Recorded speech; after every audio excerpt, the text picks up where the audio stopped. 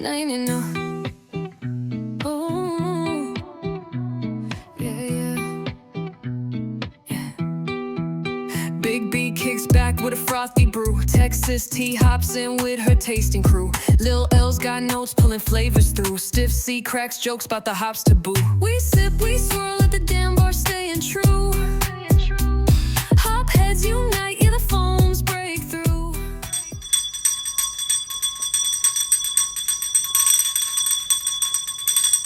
Yeah. Welcome back, y'all, to the damn bar for another Big B beer review. The ring for a beer bell right there, and we got some beer right here. All right, another homebrew from the Pinter homebrew kits. We have Space Hopper West Coast Edition from the Pinter homebrew kits, brewed here in the Alanean Brewing in my garage, basically, in the Zephyr Hills, Florida. And it's supposed to come in at 7%. 7% ABV. But it came out to 3.02. Yeah, that's right. 3.02. There's a little tilt hydrometer that I bought, and I use it for, this is the third brew now.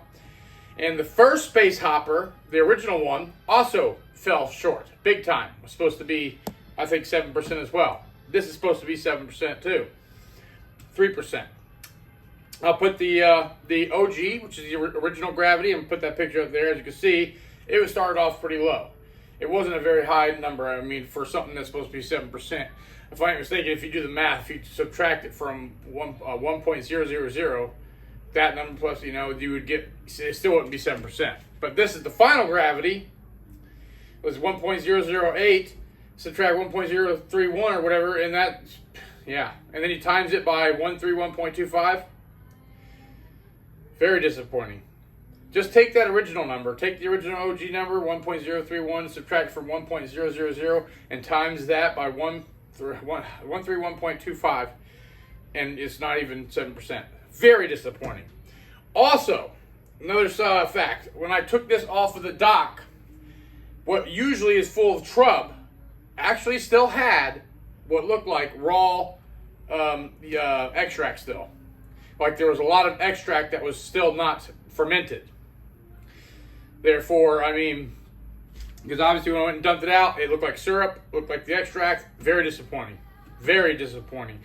I had just added the hop addition. There's no way there could have been that much that it went straight to the bottom that fast and that it would have been that much. So obviously the yeast that they sent with that, they're putting with these Space Hoppers sucks completely, you know, I think. And I think the whole Space Hopper thing sucks. You know, it's very disappointing. And not only that, but when they sent this to me, it expires in less than a month from now. I only got this a few weeks ago. You know, as soon as I got it, I realized, oh crap, I need to brew this now because it's about to expire. Thank you, Pinter. Why are you sending stuff that's right about to expire? Come on. Makes me wonder how long it's been sitting and how maybe that's what something happened to that yeast and the yeast died or something. And, you know, or just wasn't good enough. I don't know. It has to do, I'm guessing, with the yeast and everything with the Space Hoppers. All these other beers, though, like the collaboration beers that they've been making with the other, those ones have been fantastic. You know. So, anyways, last bit of facts here with the my brew journal. This is my 69th brew ever. It was originally brewed on the 14th of July. We are now on the 28th. So, yeah, and this is my 69th brew ever, and it's my 16th Pinter. All right. Obviously, most of them are the Mr. Beers. Anyways, I got my Pinter glass here, my small, tiny little Pinter glass, and let's get into it. All right, got my Pinter glass nice and clean. Let's go, first tap. I'm hoping this still turns out to be tasting good, at least for being such a low ABV. Holy moly, nothing but head. Wow. You know, you would think, you know, the carbonation went really well because of that. Oh, very hazy, very pale. Very pale. I wonder if I got... Wow. Just look at it as it's cascading down there. You can't really see the cascade effect, but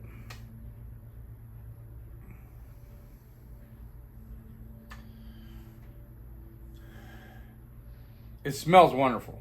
It smells great. I don't think it's spoiled or nothing like that.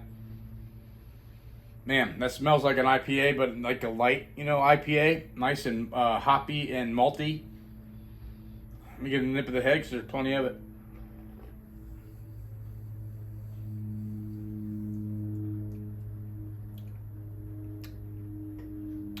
Very bitter. Very, very bitter, as a matter of fact. Malty. Very malty. Kind of got the extract taste there as well. I'll go for another one there. Fascinating. Get a little bit more in there without it running over.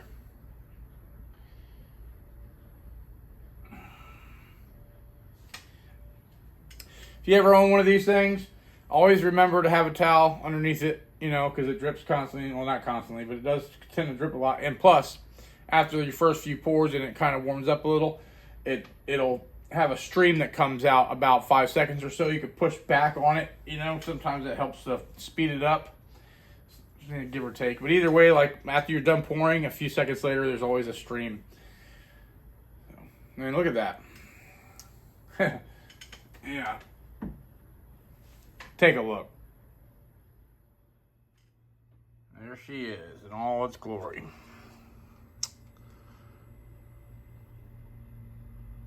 Now, as you see, the head is got great head retention, got great lacing going on.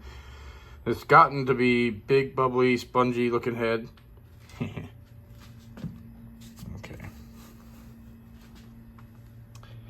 Very hazy.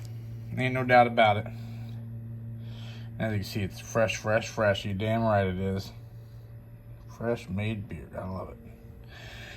Except the fact that it's only 3.02%. So, color-wise, I'd say about 2 or 3. It's pretty light in color. Let's go with 3.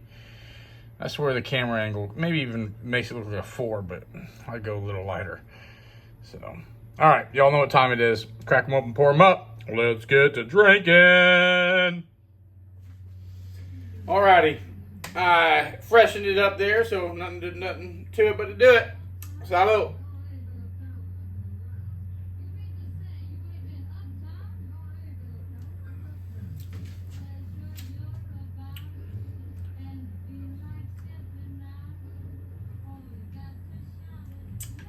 All right. Crisp, refreshing, light.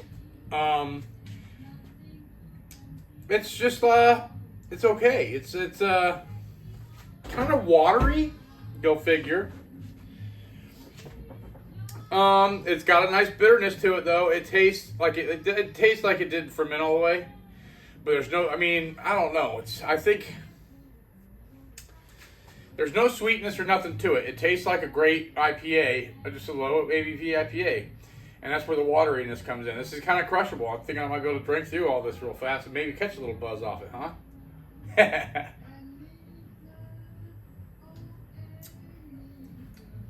Yeah, very watery, but it does have a nice bitterness to it, and it's light and refreshing.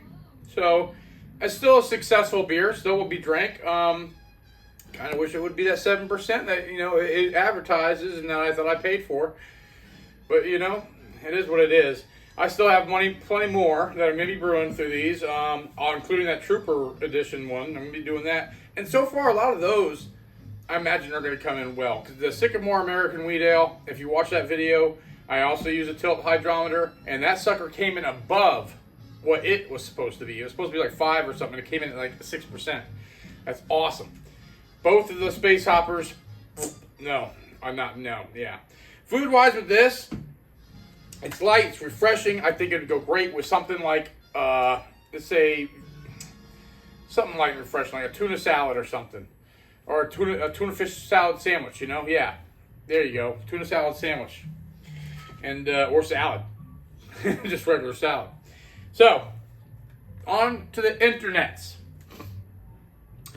All right, on the internets, it's not on Beer Advocate. It is, however, on Untappd with 294 ratings, and it gets a 3.71. 3.71 on Untappd. Okay. So when I buy this beer again, I'm going to put that information up here next to me. Basically, after taxes, it's $32.09 for this kit. That supposedly makes 12 pints. And I think that's about accurate. And I think I've measured it once, and I think it was actually over 12 pints that I got out of this thing. So that's about $2.67 a pint, and that's roughly 16 cents an ounce. That's not bad at all when you think about it, you know. That's not bad for a craft beer. You know, you pay the same thing almost for some craft beers and stuff at the store. All right, so with that being said, would I buy this one again? No. Obviously not. I mean, you know why. 3.02%, no. And this is kind of like giving the Space Hopper a second chance. There's 2 chances. I'm not going to be fooled 3 times. No. Anyways. But it's still not bad. I'm going to drink it all. Oh, I got to cut this in real quick. Cutting it in right now because I'm an idiot. Before we get to the rest of that, I forgot to do the grade. I talked about if I buy it again. But anyways, real quick, Big B beer review grade. Anyways, so memory bells. It's going to be 3 bad bells, not good memories. That's because of the ABV. Craveability, I'll give it a 4 out of 10. Big B beer review grade, I'm going to give this one a C-.